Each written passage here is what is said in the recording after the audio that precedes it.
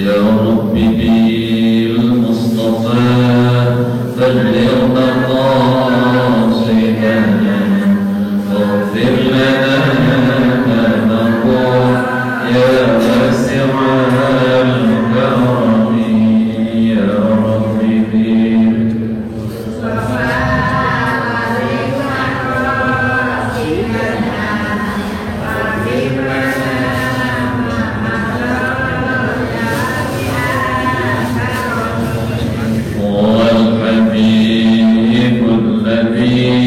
ترجى شفاعته من كل هول من الأهوال مقتحم يا رب بلغ مقاصدنا واغفر لنا ما مضى يا واسع الكرم.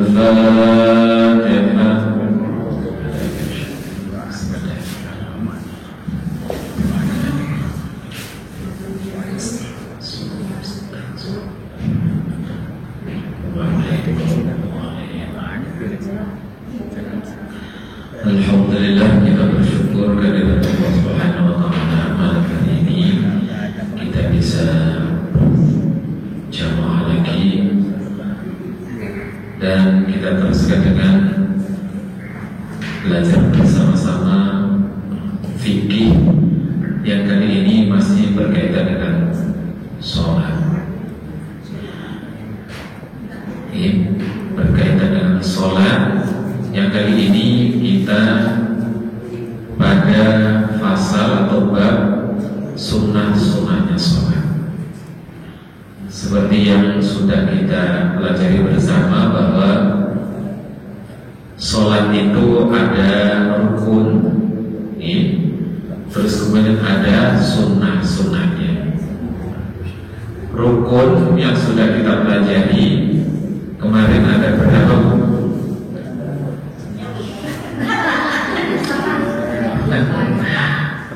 Ada berapa? Ada lupa. Ya, ada 18 atau 17. Itu harus dihafal. Iya. Rukun itu harus ada ketika kita melakukan sholat. Jadi 17 ini harus kita lakukan. Iya, harus kita lakukan. Oleh karena itu harus tahu dan hafal supaya kita tahu, oh sholat kita ketinggalan rukun apa enggak, rukunnya ketinggalan apa enggak, itu tahu karena kita tahu jumlahnya, tahu satu persatunya. Ya, rukun. Jadi rukun itu harus ada. Ibaratnya kalau manusia, rukun sholat itu kepalanya. Kalau orang sudah gak ada kepalanya bisa hidup kan? Ya hidup. Sholat pun juga begitu. Kalau rukunnya gak ada atau rukunnya hilang, ya gak jadi namanya sholat. Ya harus ada. Oleh karena itu, kalau kita meninggalkan rukun sholat, ini bisa. Kalau kita meninggalkan rukun sholat, itu harus kembali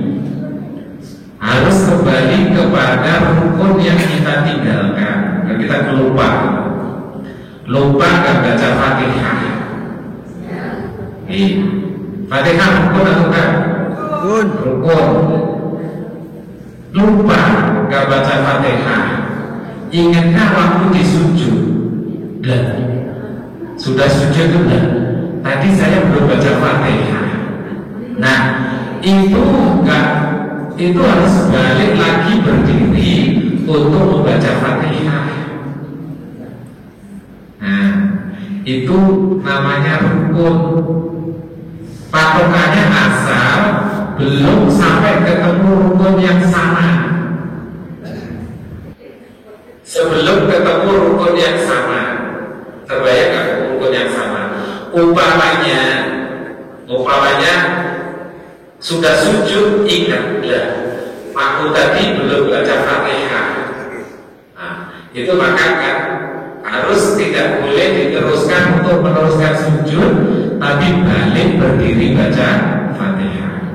Nah kan beda dengan kalau umpamanya lupa baca Fatihah, ingatnya waktu baca Fatihah di rakaat yang kedua. Nah maka kalau itu udah nggak boleh balik. Kira-kira gitu. Jadi kalau kita meninggalkan rukun, contohnya kayak Fatihah, kalau ingatnya sebelum ketemu rukun yang sama, itu harus balik ke rukun yang kita tinggalkan tadi. Tapi kalau ingatnya itu ketemu dengan rukun yang sama, maka tidak boleh balik, harus terus. Dan rakaat yang kita tinggalkan tadi itu tidak dihitung-hitungnya mulai ketika kita baca Fatihah yang kedua ini, gitu ya Bu? Itu rukun, jadi harus balik. Nah, kalau meninggalkan rukun. Jadi sholat itu terdiri dari rukun dan sunnah-sunnah. Nah kita kemarin sudah belajar rukunnya, itu sudah kita lewati. Nah sekarang kita belajar sunnah-sunnahnya. Kemarin juga sudah kita pelajari. Sunnah itu ada sunnah yang kita laksanakan sebelum mengerjakan sholat, ya kan Bu? Sebelum mengerjakan sholat itu ada sunnahnya. Apa kemarin? Apa Bu?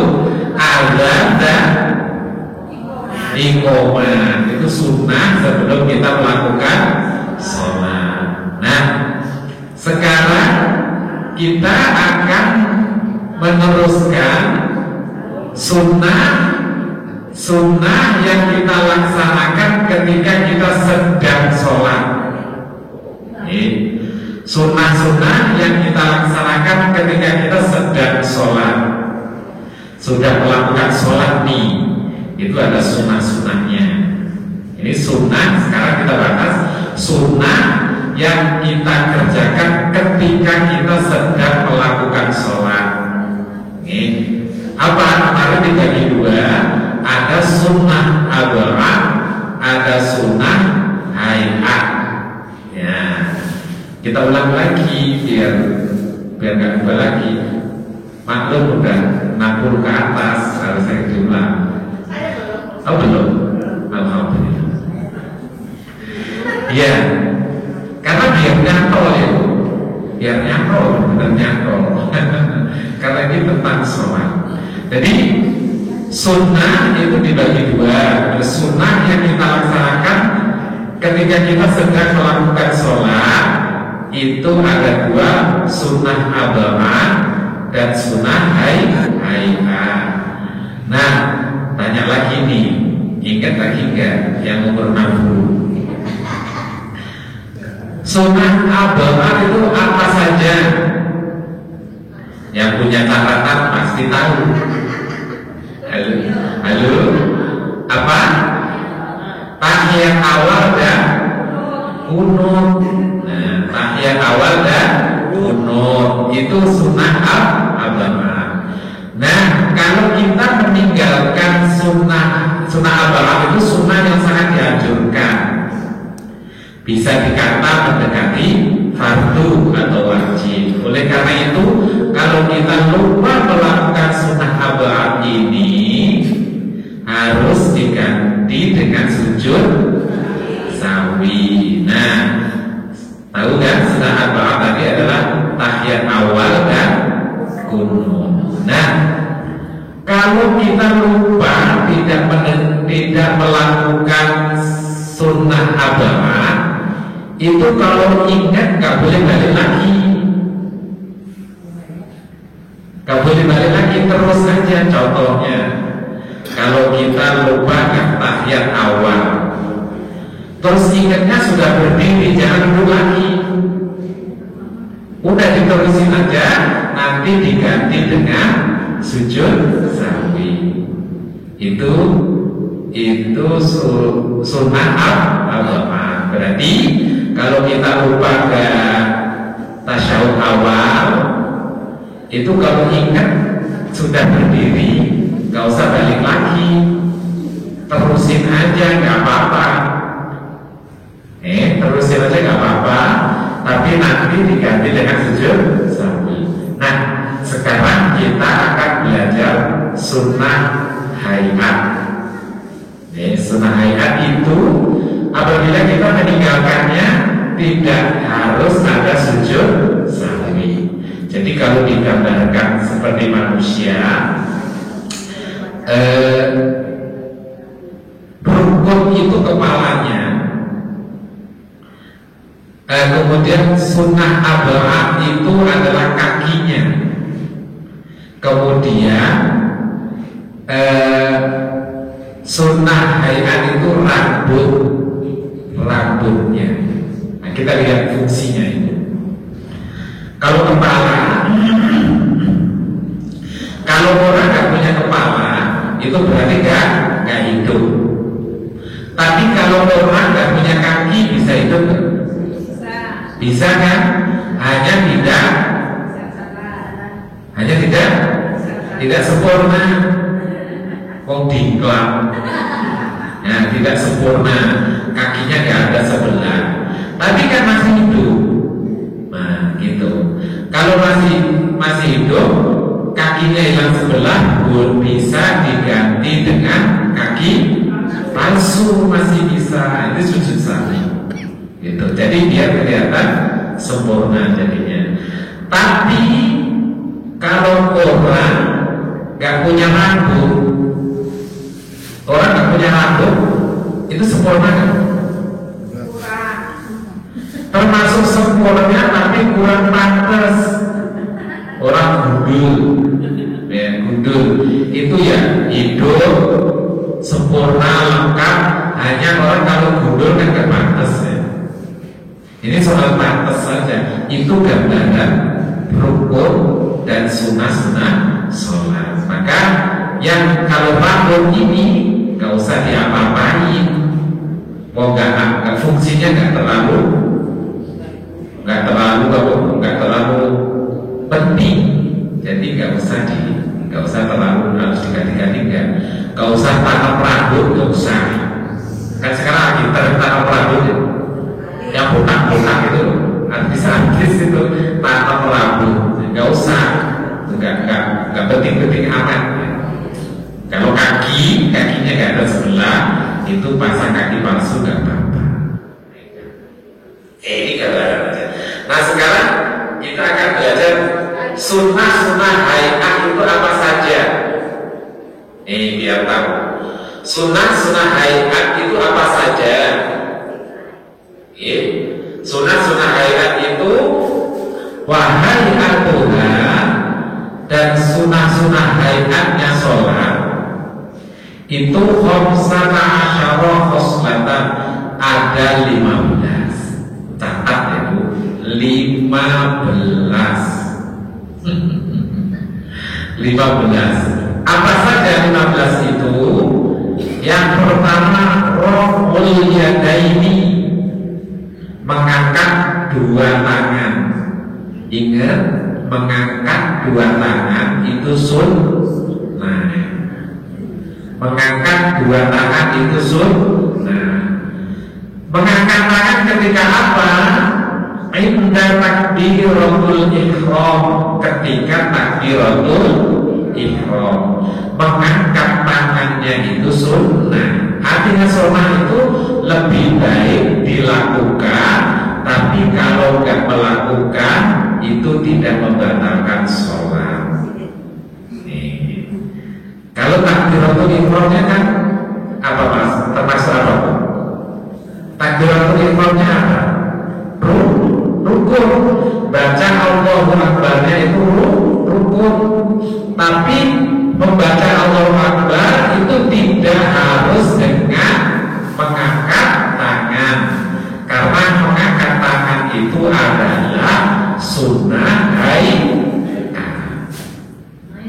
Nah, kalau sunnah itu kan lebih baik dilakukan. Kalau nggak dilakukan, nggak membatalkan sholat, tapi nggak dapat bonus. Kan sering saya sampaikan, kalau sunnah itu ibaratnya adalah kita mendapat bonus, mendapat jatah bonus. Nah, karena ini berkaitan dengan sholat, maka mengangkat tangan kalau karena sholat, karena takbiratul ihram, maka dapat bonus. Beda kalau nggak sholat, ngangkat tangan, dapat pahala kan?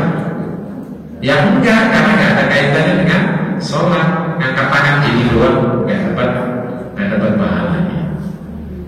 Nah, itu. Jadi ketika kita mengangkat dua tangan indah takbiratul ihram, itu adalah sunnah. Jadi boleh nggak ngangkat, tapi sayang mau tinggal begini aja dapat pahala, masa nggak ngangkat? Jadi diangkat biar sempurna sholatnya. Biar sempurna sholatnya, biar ada kepalanya, ada kakinya, ada tangannya, terus ada rambutnya. Nah, kalau hayat kan dilaksanakan gundul, berarti nggak punya rambut, nggak sempurna, nggak pantas jadi jelek. Ya kan kurang, kalau cantik kurang cantik, kalau ganteng ya kurang ganteng, nggak ada rambutnya botak. Ya, tapi kan tetap gundul kalau ditutupi. Tetap aja gundul. Nah, jadi sekalipun ini sunnah, itu tetap berusaha untuk dilakukan supaya sholatnya nanti sempurna, ya kan? Supaya sholatnya sempurna. Jangan sampai berpikir sunnah nggak usah dilakukan, nggak apa-apa, nggak berdosa, rugi tadi. Tapi rugi, ya.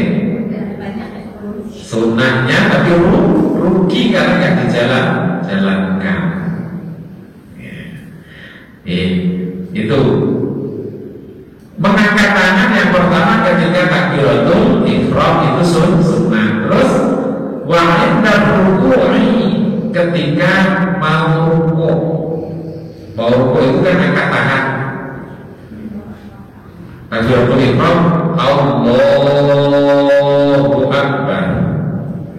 Terus kemudian wa inda ruku'i, dan ketika ruku, kita mau ruku Allahu Akbar. Itu. Terus wa raf'i minhu, dan ketika bangun dari ruku Sami'allahu liman hamidah. Itu semuanya adalah sunnah hayat. Kalau nggak dilaksanakan rugi. Kalau disalahkan sholat kita sempurna. Itu mikirnya gitu.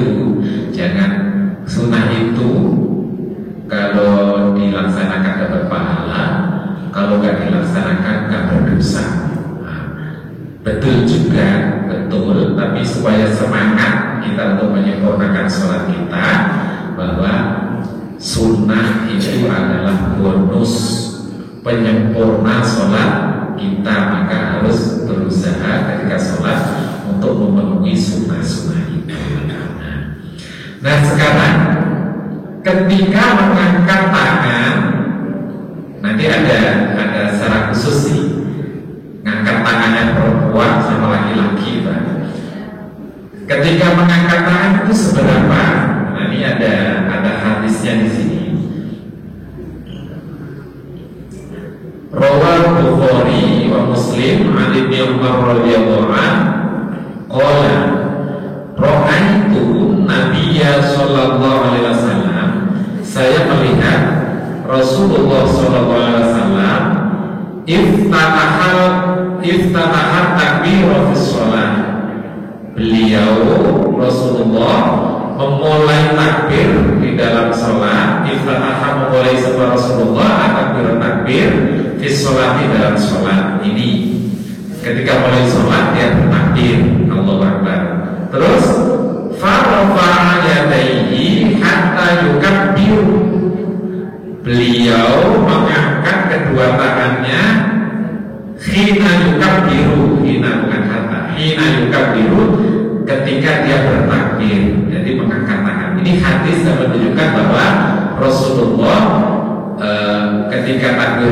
ihram itu dengan mengangkat tangan. Ya. Tapi hatta yaj'alahuma hadwa ini, sehingga kedua tangannya itu sejajar dengan pundak. Jadi gini Bu, kalau takbir Al-Fatihah sejajar dengan mankibain itu pundak ini. Nah segini ini kan gitu. Nah, sehingga kira-kira jempol ini selurus dengan telinga ini, telinga yang bawah ini. Nah, ini yang kiri-kiri itu telinga apa? Tahu telinga apa? Tahu telinga yang kiri-kiri. Nah, itu segitu, ngangkatnya segitu. Kalau ibu-ibu nggak boleh gini-gini, nggak boleh terlalu begini. Biasa begini, kalau begini. Kalau bapak harus begini. Nah, tingginya seberapa? Tapi ada juga yang mengartikan sejajar dengan pundaknya itu sikunya, jadi begini. Ada juga. Ada yang sejajar itu ininya sampai sini, ada yang segini. Nah, yang penting kalau Imam Syafi'i segini ini, mankibai, hadwa mankibai ini. Jadi kedua tangannya itu sejajar dengan pundak. Jadi dihitungnya dari telapak tangan. Nah, itu adalah sunnah. Itu adalah bonus. Caranya supaya sempurna itu dengan cara seperti itu. Jadi ukuran seperti itu. Mankibaini wa idza kabbara lirruku'i, dan ketika takbir lirruku'i untuk rukuk. Seperti tadi kalau mau rukuk Allahu Akbar, ya takbir rukuk fa'ala mithlahu. Jadi dia melakukan seperti itu juga ketika rukuk. Terus kemudian baina qala sami'allahu liman hamidah fa'ala mithlahu. Bangun dari rukuk namanya apa Bu? Bangun dari rukuk namanya apa? Iktidal. Istilahnya aja yang nggak tahu, padahal tiap hari di jalan. Iktidal itu juga membaca sami'allahu liman hamidah fa'ala mithlahu.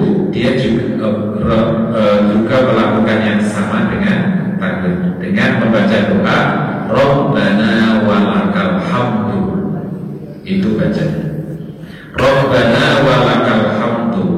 Wala yaf'alu dzalika hina yasjudu, tapi tidak mengangkat tangan ketika mau sujud. Ketika mau sujud, wala hina yarfa'u rasahu minas sujud, dan ketika mengangkat kepala dari sujud. Jadi kalau mau sujud itu gak usah angkat tangan. Ya kan kita begitu ya sholatnya. Dari diri. Kalau ini wajiblah kepada rukui saya hamidah dan lawal itu wala yang mau dari kita itu ketika sujud. Nah, ketika sujud ya, ketika sujud wala yang mau dari hina yasjudu, ketika sujud.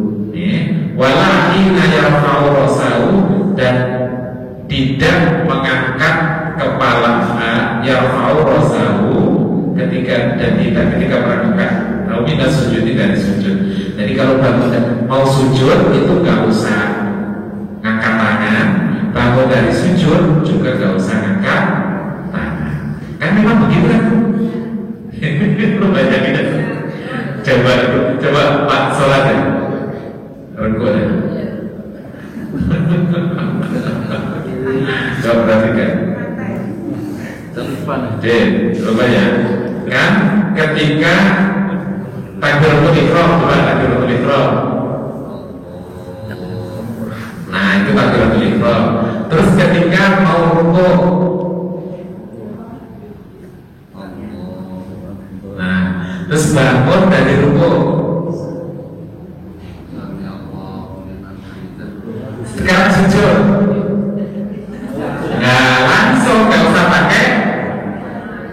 angkat tangan, terus bangun dari sujud, nggak usah pakai angkat tangan. Betul kan? Nah, berarti betul. Tapi ragu-ragu lah. Waktu perasaan pakai angkat tangan setelah dipraktekkan kan? Oke, udah Pak. Terima kasih. Ada model kita ini. Itu ya. Ya, terus. Mungkin ini saya kira kita sudah menjalankan semuanya. Hanya kita untuk mengulang, mengingat-ingat kembali. Barangkali ada yang ketinggalan, kan gitu ya Bu? Kan kita sudah bertahun-tahun menjalankan sholat ini.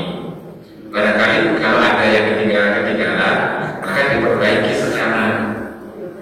Maaf Pak Ustaz, mau nanya sujud sawi itu bacaannya gimana? Saya tidak tahu. Sujud sawi. Subhanallah la yanamu wa la yasbu. Subhanallah. Wah, nggak ada ya-nya. Subhanallah dulu. Man la yanamu wa la yasbu. Coba terus sendiri kan. Subhanallah man la di geli sendiri. Subhanallah. Nah, subhanallah dah. La yanamu wa la yasbu. Udah itu doang. Berapa kali sekali? 3 kali. Terus sujud tilawah 3 kali ya Pak? 3 kali. Kenapa? Baca itu 3 kali ya? 1 kali. Boleh 3 kali, boleh sekali. Kalau sujud sahwi itu 2 kali ya. 2 kali sujud ya, 2 kali sujud. Tapi baca boleh 3, boleh 1. Udah apa Bu? Coba Bu dibaca. Bu, coba dibaca. Yang kencang. Subhanallah la yanamu wa la yasbu. Lagi Bu.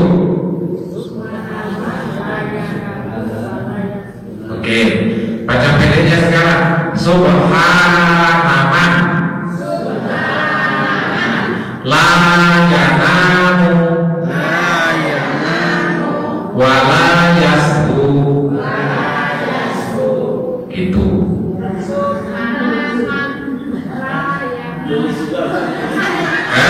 Tulisin nanti, jangan tulisin Pak, nanti boleh ditulisin nanti. Jangan ya Bu, nanti pertama-tama udah punya doa sujud sahwi terus lupa. Jangan lupa, kan lupa itu gangguan setan. Oke, nanti ditulisin, insya Allah. Ya, iya oke. Kalau kita sholat yang pada saat kita membaca surat Al-Fatihah yang ketiga, kita sering lupa. Nah itu kalau mau lupa, blunder pokoknya. Gimana itu solusinya? Tiga, ayat 3 atau 4 tadi. Oh itu harus mengambil keputusan, berarti masih ketiga. Nah itu harus ketiga, harus pulang lagi ke ketiga, nggak boleh bukan aja biar cepat. Ya harus ketiga, belum ketiga. Ya harus dipastikan gitu, memang harus begitu. Harus 3. Oke, sudah ya Bu. Nah sekarang lanjutnya tadi apa ya?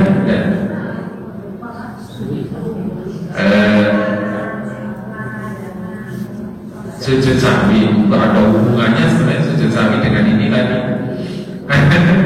Oh, mengangkat tangan, sunnah hayatnya sholat. Yang pertama itu adalah raful yadaini, mengangkat 2 tangan inda takbiratul ihram, ketika takbiratul ihram, ketika mau rukuk, ketika bangun dari rukuk, dan tidak ada angkat tangan ketika mau sujud ketika bangun dari sujud. Itu sunnah ayat yang pertama. Kita kan Bu? Oke. Sekarang sunnah ayat yang kedua. Wa wad'ul yamini 'ala shimali, meletakkan telapak tangan kanan di atas telapak tangan kiri. Meletakkan telapak tangan kanan di atas tangan kiri. Itu berarti apa?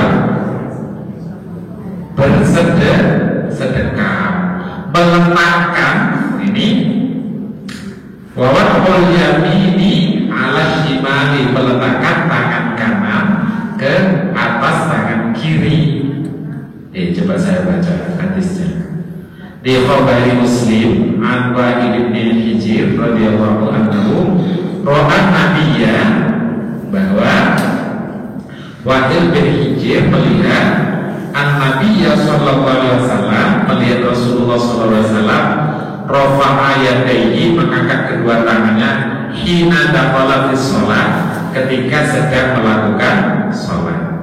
Thumma wada'a yadahul yumna 'alal yusra, kemudian beliau meletakkan tangannya yang kanan di atas tangan kiri. Tangan itu mana? Ini. Nah, naruhnya di mana? Terserah. Pokoknya ini kalau meletakkan tangan kanan ke tangan kiri itu adalah sunnah hayat. Ya. Nah, kalau berarti kalau nggak meletakkan seperti ini itu juga boleh. Nah, tapi Rasulullah menyontohkan kalau sholat itu setelah takbiratul ihram tangannya kanan di atas tangan kiri, itu namanya bersedekah. Jadi kalau kemudian habis Allahu Akbar, ya nggak apa-apa, boleh. Hanya tidak mendapatkan sunnah. Kalau ketinggal satu sunnahnya berarti sholatnya tidak sempurna, sah tetap, tapi tidak sempurna, berarti rambutnya hilang. Ini ya. Kalau sunnah hayat ditinggalkan berarti gundul, nggak punya rambut. Tapi kalau sunnah abaat ditinggalkan itu berarti hilang kakinya, hilang tangannya, hilang kupingnya, kayak gitu. Ibaratnya seperti itu. Kelihatan tidak sempurnanya itu kelihatan. Dilihatnya itu nggak pantas. Gitu. Itu namanya bersedekah. Jadi urutkan kan tadi Pak Amir itu mencontohkan bangun setelah takbiratul terus rasakan bersedekah. Naruhnya di mana?